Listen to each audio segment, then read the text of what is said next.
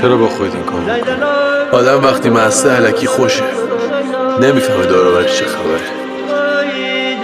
این روزا میخوام هیچی نفهمم.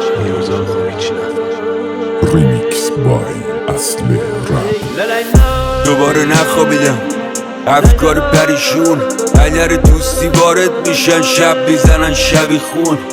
با خودم درگیر، دست به گریبون، از آینده ناامیدم، از گذشته پشیمون. ولی چه میشه کرد؟ صداهای تو سرم نمیشه قطع، دیگه چشام نمیشه تر که بریزه عشق. چرا آروم نمیشه درد؟